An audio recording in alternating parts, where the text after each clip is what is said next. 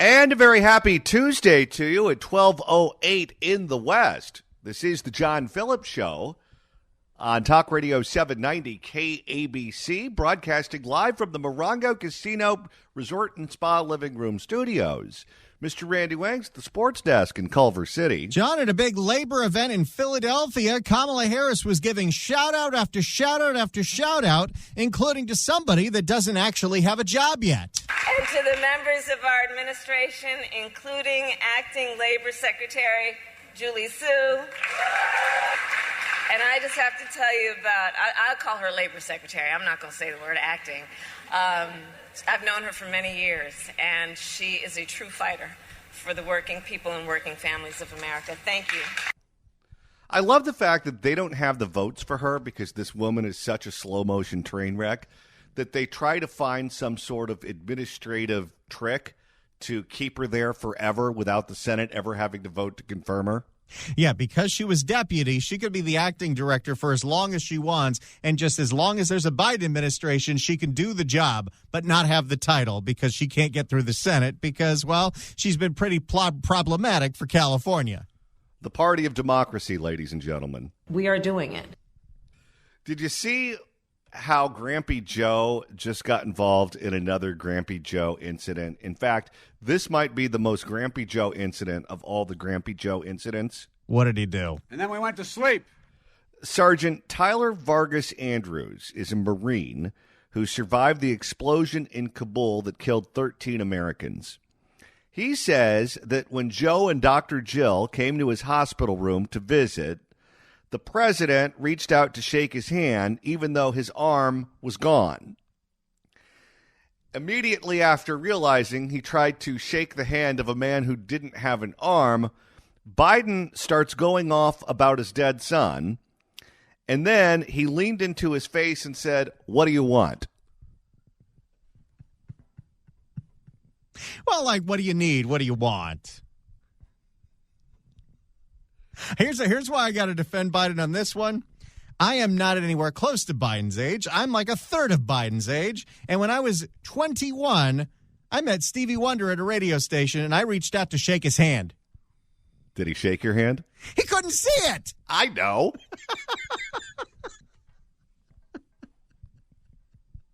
He left you hanging. How rude was that? I immediately realized my faux pas. Now, I have never mistaken someone without an arm as someone who could shake my hand. However, in the last, 5 years or so, it seems like every time I have to guess someone's gender, particularly at a Starbucks, I guess wrong.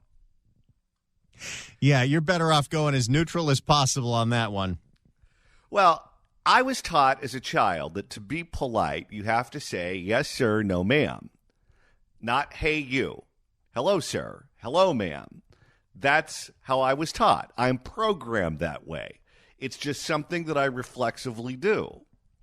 But if you're a little overweight, you have purple hair, you have a B cup, your face looks like it got attacked by a stapler, there are so many piercings, and you hand me my Starbucks order without really saying much verbally to me, so I can't hear your voice, and I have to say thank you.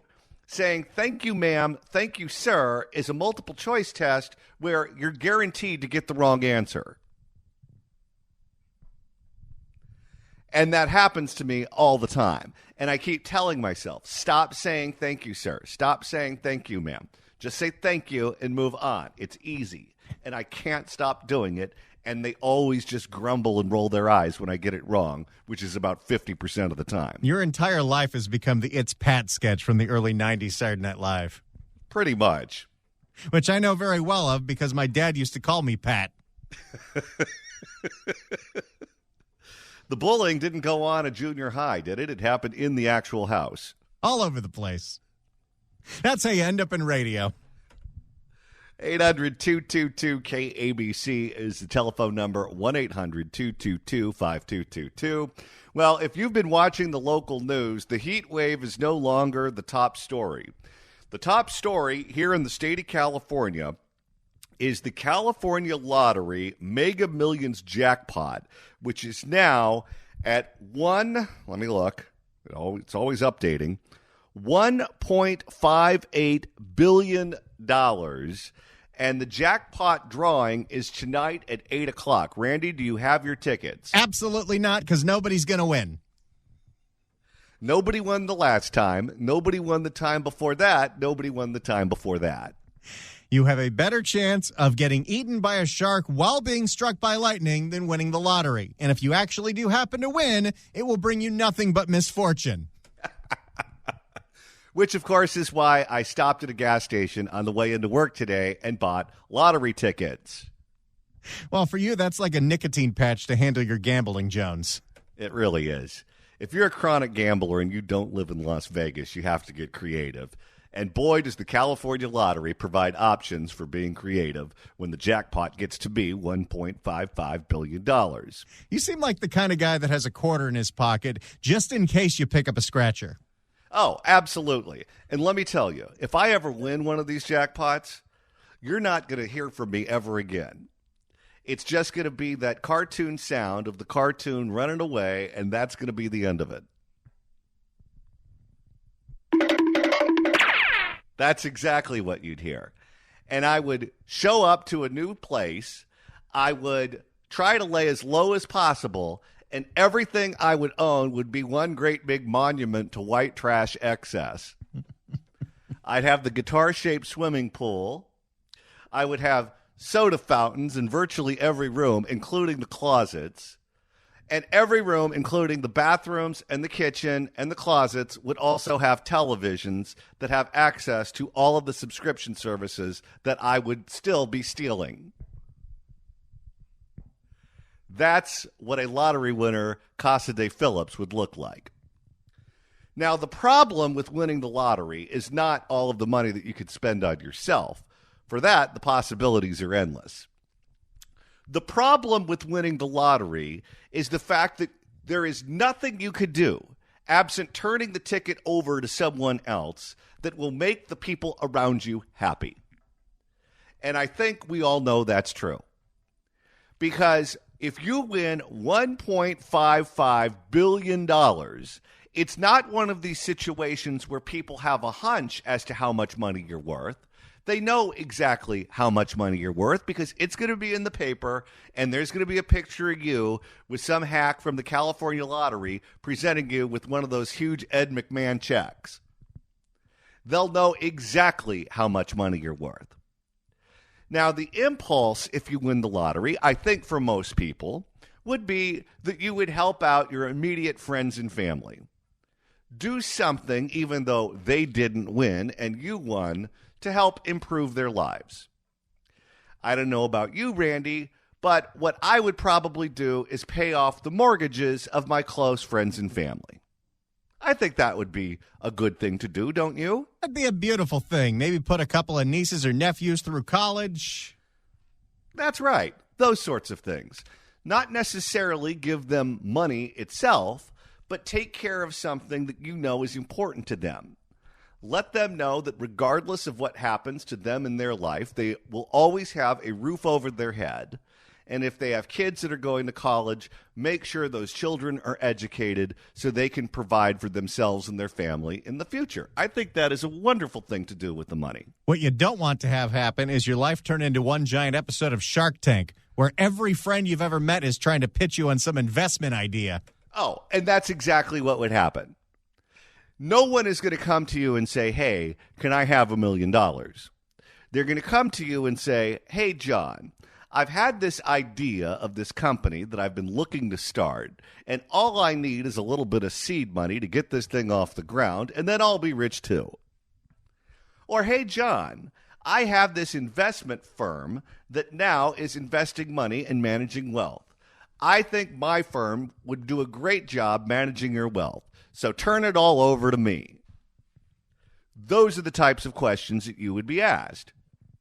And if you were to say no, it wouldn't matter if you paid their mortgage off or put their kids through school. You would be an a-hole and they would be ingrates. They would look at you as being selfish. They would look at you as hoarding the money. And they would look at you as a bad person. And whatever gift you gave them wouldn't be something they would appreciate. Whatever gift you gave them from their point of view would be go-away money. I'm doing the absolute minimum I have to do, and therefore you can't say I did nothing for you, but I'm not improving your life in any way, shape, or form. I'm just allowing you to stay in the house that you were already living in. And they will hate you, and they will resent you, but they'll be nice to your face because they still look at you as a mark and will certainly try to go after you and sink their teeth into you at some future date. Where's the fun part about this? No. And they will talk nonstop crap about you. They will badmouth you in front of all of your mutual friends. People who are tangentially related to you, who believe that you still owe them something, would do nothing but curse your name if you were to win the lottery and say, I am his third cousin once removed, and I go to all the family reunions and see him there, and he still did nothing for me. And if you've seen enough true crime shows on Oxygen, sometimes this leads to the family members planning your demise. Oh, absolutely. There will be multiple attempts on your life. That you can guarantee. Anyone around you who stands to benefit from your death is going to be watching Lifetime television for women movies nonstop, just to spitball ideas. That guy from Alhambra who won the $2 billion apparently has 3 armed full-time security guards all around him because he is so scared that someone's going to try to kill him. He has people who are suing him who claim that they're entitled to a portion of the money. He has people who are suing him claiming that he stole the ticket from them. And the guy essentially has to be on the DL everywhere he goes because there are so many people who want a piece of the action. That's why he didn't even show up to the press conference, and the lottery put out this fake statement that they say he wrote where he loved and all the money was going to the schools. Oh, yes. That was North Korea-style propaganda. But that guy, I'm sure, enjoys the money, but I don't know if he enjoys his life. Have you seen recent pictures of him? I have not. Over the last year, he has gained so much weight, he looks like he got stung by bees and had an allergic reaction. You don't see a lot of success stories from like what people did after they won the lottery and they lived incredible lives. You see a lot of horror stories, and you see a ton of people that somehow ended up just as broke as they were beforehand about a year later. That's right. Part of the reason that people have money is they know how to manage money. They don't act like their parents are gone for the weekend every time they go out. But people who never had money, who fall ass backwards into it, they tend to make a lot of mistakes. Just look at the athletes. Look at athletes that came from nothing, who could hit a ball farther than anyone else, or shoot a basketball better than anyone else, who suddenly became rich. How many of them end up totally broke doing reality TV? Or I guess the celebrity fights, the MMA fights, that's the new version of reality television for these people. They're not used to having and maintaining money. And there's a certain skill to that. And if you don't have discipline and you don't have the ability to say no to people, you're going to be broke as a joke. It doesn't matter how much money you win. So here's my question to you right now at 800-222-KABC, 1-800-222-5222. Many of you who went out and purchased lottery tickets today are marinating in the juices as to what you would do with the money should you win. I'm sure you're thinking about how you would help out the people around you. Maybe you're like me and would pay off their mortgages and education. Maybe you have different ideas. I don't know. Everyone who bought a ticket, I'm sure, has thought about what they would do with the money. So my question to you is this. How much would the people around you who you would help be ingrates to you if you won the lottery and gave them something? I like the people around me. I know the people around me pretty well. I have a feeling that even though we know each other and we like each other, whatever I would give them would not be enough. They would end up hating me, and the relationship would go totally south. Randy, what do you think would happen to you? It would be like I was at my own funeral. That's right. Take any will reading, and you'll see a family fall completely apart in 10 minutes. People will stab each other in the eye for lawn furniture in that setting. It brings out everyone's worst impulses. How ungrateful would the people around you be if you won the lottery and helped them out? 800-222-KABC, 1-800-222-5222. I don't want you to try to put the rose-colored glasses on with this one. I want you to be as real and as honest as possible. You know the people around you very well. You know their worst impulses. You know what would happen if you were rich and they weren't, and they knew it and you knew it. How ungrateful would the people around you be if you won the big $1.55 billion California lottery jackpot tonight and suddenly became a billionaire?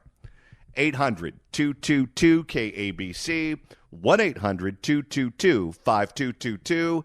If you want to email the show, you can do so at johnnydon'tlikeshow@gmail.com. That's johnnydon'tlikeshow@gmail.com. And Randy, if you missed yesterday's show and you want to figure out what's going on with Prince Frederick von Anhalt, who was a guest on the program, that's easy to do. That's right. Go to KABC.com, click on podcasts, go to the Apple Podcast app, iHeart, Spotify, search for The John Phillips Show, hit subscribe. You can even search for The John Phillips Show on YouTube now and make your own playlist. There's so many different ways to listen. And yes, if you missed the incredible interview with Prince Frederick von Anhalt, it is available to download, and it is fascinating. Okay, so during the last segment, the California Lottery Mega Millions jackpot was $1.55 billion. I just clicked refresh on my California Lottery app, and between last segment and this segment, it has now grown to $1.58 billion. So it just grew by, I guess that would be $300,000? I don't know. I love what the breaking point is. Like when it's $500 million, I'm not going to play for that. But $1.5 billion, here we go. Oh, yeah, that's real money. So my question to you at 800-222-KABC, 1-800-222-5222 is this. If you won tonight's big jackpot and you helped the people around you, how ungrateful would they be? 800-222-KABC, 1-800-222-5222. Looking at the email bag here, listener Henry just emailed us and said, Dear John and Ryan, an increase from $1.55 billion to $1.58 billion is an increase of $30 million, not $300,000. That's some good math. Yeah. Something I clearly can't do. And look at this. For the first time ever, someone got my name right. They're still spelling Katie Porter's name wrong. Oh, that'll happen all day, every day. That happened on the phone yesterday, too. Check out the podcast. In fact, someone emailed us misspelling her name, again, no K in Porter, and involved her if he were to have won the lottery. That's true. We're going to stay away from that. 800-222-KABC, 1-800-222-5222. If you won the lottery, would everyone around you become an ingrate? 800-222-KABC. Let's begin with Dave in Long Beach. Dave, you're on KABC. Hello.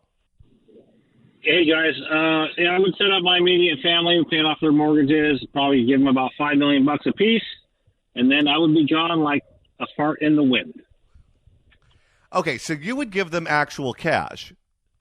Yes, my immediate family, brothers, my mom, aunts and uncles, and then I do have a list of friends, long-term friends, that I would probably give. I'd give everybody like $5 million. That'd be enough to where you can set people up, and then you say, "Leave me alone, don't bother me ever again. Goodbye." What do you do if they burn through it and come asking for more? You make them sign something. I'm giving you this money. It's enough money. If you properly manage it, you'll never have to work again. And don't bother me for money ever again. What do you do when the second cousin comes out of the woodwork? Well, I'd be gone. I'd be on one of those yachts in the south of France. Oh. And I would keep my current girlfriend because I'm broke, and she's with me now when I'm broke. You wouldn't steal Jeff Bezos' girlfriend? No. You Okay. go with the one you came to the dance with.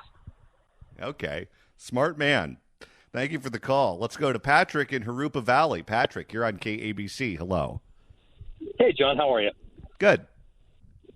Yeah, as far as it goes, people are two kinds of people.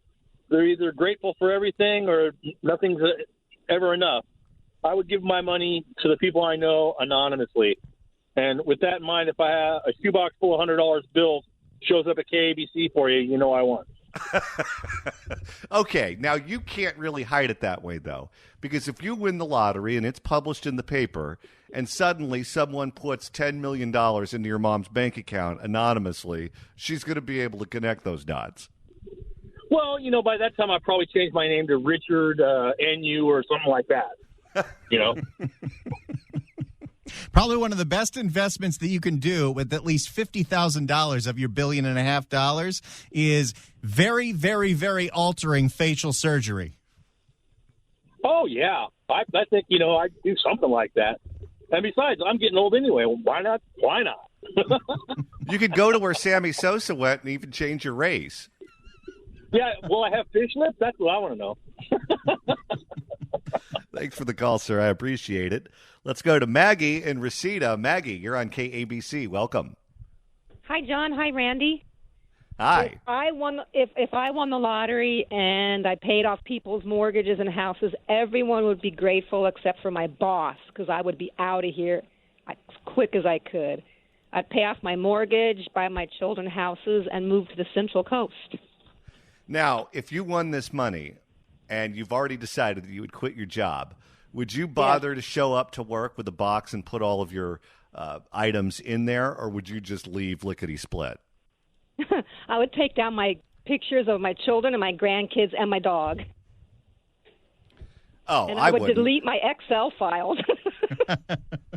Oh, I'd leave all that stuff there, because with $1.5 billion, you could buy pictures of people who are more attractive than the ones you're related to and hang those on the wall. Oh, no, they're all good looking. They're all good looking. Okay. I'd also buy a P-51 and a 1955 Chevy Bel Air.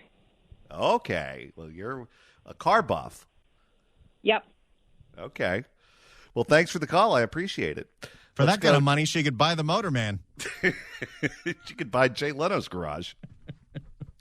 Let's go to Michael in Granada Hills. Michael, you're on KABC. Welcome. Hey, guys. Thanks for taking my call. You know what? Just kind of back on what that first caller said. I know firsthand, there is no amount of gratitude that if you give somebody, especially if you have them signing something, that almost even seals your fate. Because I know firsthand, growing up in a state that I won't, mention, but my old girlfriend's father was a very prominent, he was the chief of police, okay? And his wife, her mother, won the lottery not only once, but twice. And I'm telling you, this city went crazy. I mean, people wanted to, fight, the kids, the younger ones. And they literally had to move. They had a house on the lake, the whole shot. The mom had a physical altercation at the private club they went to. So I'm telling you, it doesn't matter. It's people just have an idea in their mind that life isn't fair. And when they have proof positive of it, all hell breaks loose. Oh, absolutely. Someone was telling me recently, I have a mutual friend with Peter Thiel, the billionaire. And Peter Thiel does not drive his own car. And it's not because he's not a car guy. It's not because he can't drive. It's not because he doesn't have a driver's license. He doesn't drive because if he were to get involved in a fender bender, the person would sue him for $1 billion because you're a target for everyone. And you have all of these ambulance chasers all over the place who would love to sue a billionaire for some insane amount of money. You're a target everywhere you go. 100%. And that's why, like I said, her mom, at their country club, she got into a physical, women of that stature don't fight. She got into a physical altercation at the private club. It was insane because winning once was okay, but, there were still some haters. But when she won twice again, and I'm talking big money, it was not pretty to watch. Was the fight over her winning the lottery, or did they allege that she took one too many mulligans? No. It wasn't. It was just like kind of like jealous kind of women, girl stuff. I mean, there was nothing. There was no on-standing beef because everybody had some means. They were all at a private club, but just one thing led to another, and eventually people showed their true colors, and they sold their house. I don't blame them. I'd be out too. 2 times, by the way. Randy, that's like our buddy up in Modesto, Alfred Mitzenheimer. Oh, with the Jerry curl. Yeah, he looks like Little Richard. 800-222-KABC is the phone number. 1-800-222-5222. If you won tonight's $1.58 billion lottery jackpot, how ungrateful would the people around you be? Your friends, your family, your neighbors, your coworkers, anyone you would help out financially if you suddenly were to become a billionaire. I want your stories. 800-222-KABC, 1-800-222-5222. Let's go back to the phones and begin with Sharon in Simi Valley. Sharon, you're on KABC. Hello. Oh, hi. You Hi. there? I'm here till Hi. 3.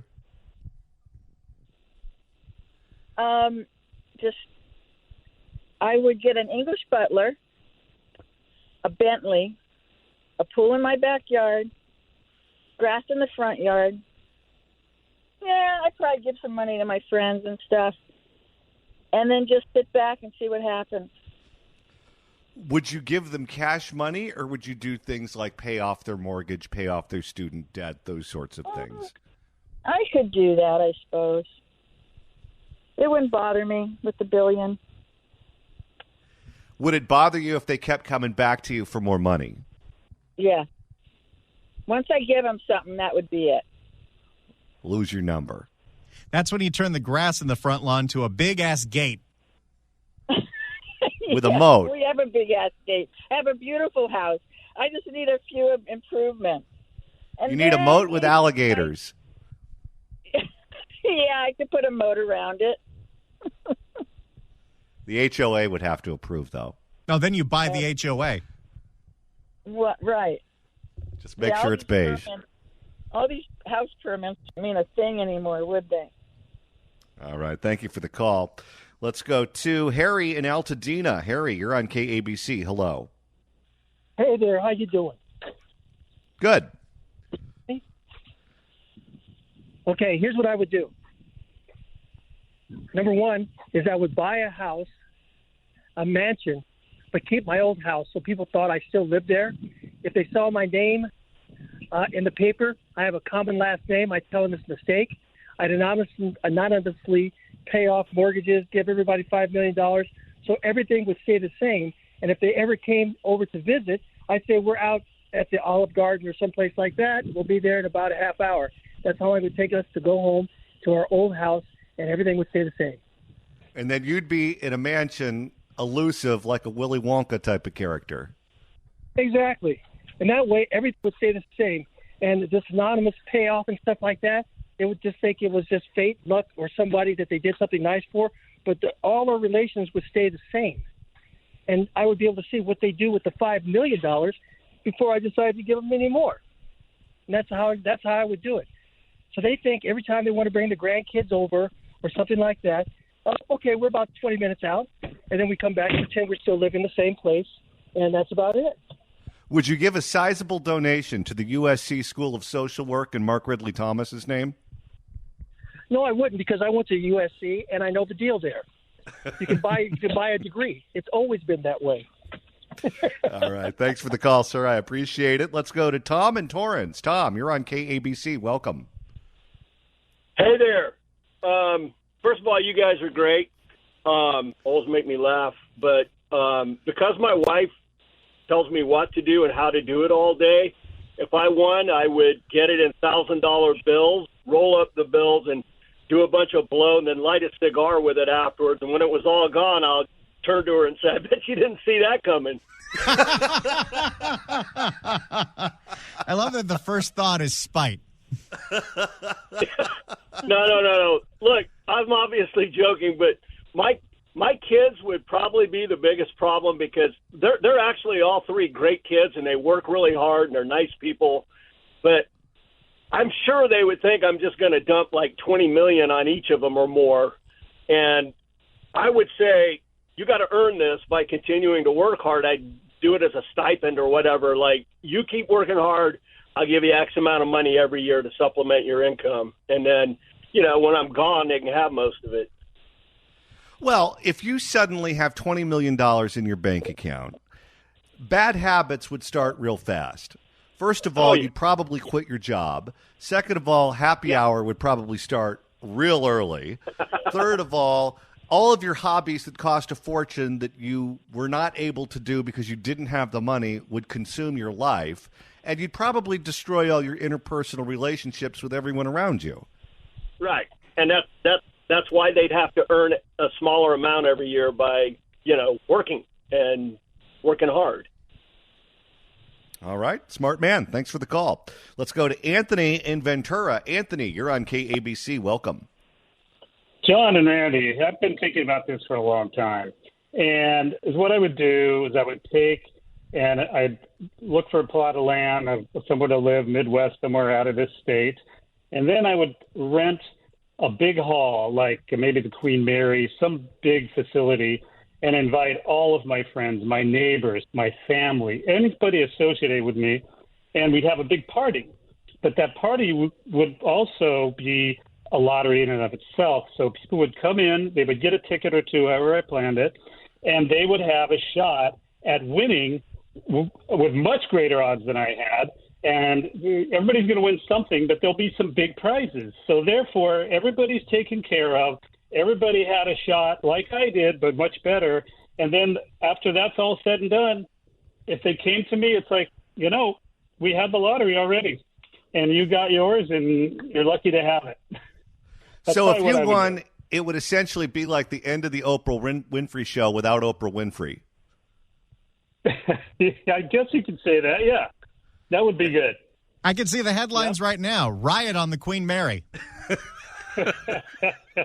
Yes, exactly. And everybody comes out a little better than they went in financially. The smallest prize might be like $5,000.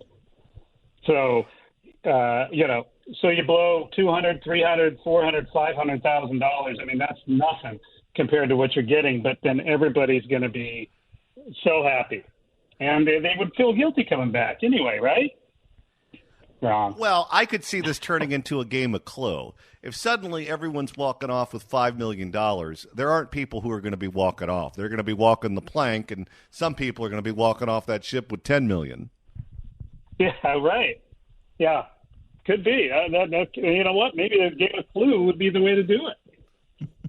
All right. Just have a big game of Clue on the board behind the stage, and then do it accordingly. People will bring their own rope. Let's go to Daniel in Burbank. Daniel, you're on KABC. Hello. Hey, good afternoon. So I've been thinking about this for a long time. I would buy all of my immediate family and friends' homes, or I would pay off their mortgages. Then I would take as many people as I can from the largest homeless encampment, build them homes on a plot of land just to see how long it would take for them to screw that up.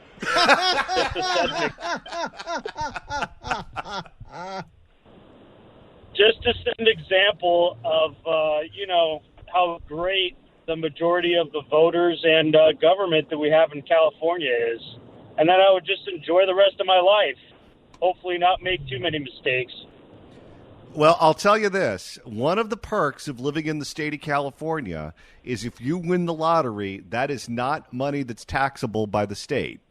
Other states tax lottery winnings. The state of California does not. So that's one of the few things we have right here in the Golden State.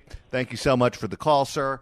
And if any of you bought your Mega Million tickets, it's $1.58 billion. The drawing is tonight at 8 o'clock. Good luck. I hope someone in this audience wins, that's for sure. You could buy the radio station. Yeah. Well, you could do that with just the regular Super Lotto. You could do that with a quick pick. You could do that with a scratcher.